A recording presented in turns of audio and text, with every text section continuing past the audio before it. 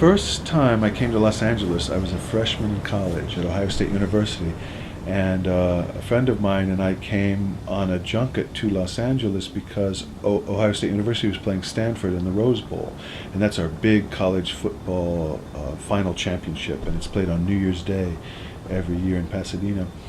And so we left on December 26th, cold, frozen Ohio, and we came to Southern California, and we saw Tijuana and Disneyland and Universal Studios and the Rose Bowl and the Rose Bowl Parade and Hollywood and UCLA and all these places. And I thought, oh my God, it doesn't have to hurt. Winter doesn't have to hurt. It can be Christmas time and New Year's Eve, and you're not going to die if you forget your jacket when you go outside.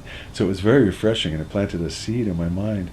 Impressions like Christmas lights on palm trees and things like that. Of course, in Marseille, you've seen things like that, but I had never seen them.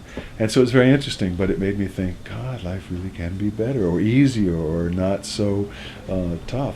And because you really do fight the climate back in the Midwest and even the Northeast United States. I mean, winters are so hard. So I think that that's what hooked me on the climate. And I always had in the back of my mind, I wanted to live there. I wanted to go back.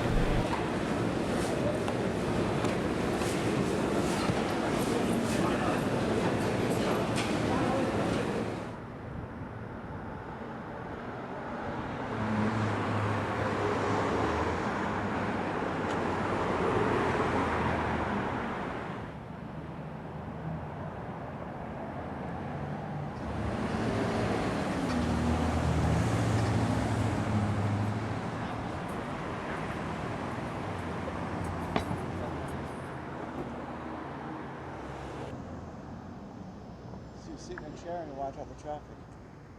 What a treat. We always laugh about Los Angeles drivers, but the cell phones, of course, has made it the worst thing. But people in Los Angeles are reasonably aggressive and drive pretty fast, but we don't honk our horns, and you don't see too much of the road rage. Once in a while you do. But there was a movie that was purportedly made in Los Angeles, and when they showed the freeway scene, all the cars along the freeway were honking their horns, and we all knew it hadn't been filmed here. It had to be New York or New Jersey, because people don't sit on the freeways here honking their horns. They just go into the zone, sort of doze out. That's why I like to have some of the ambient music on my car CD, so you can just sort of take a deep breath and relax.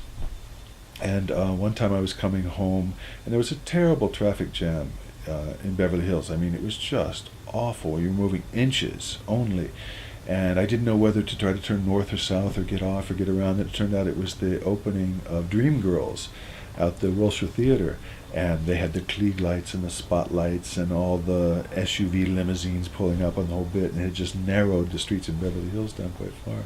But we have street closings for filming all the time.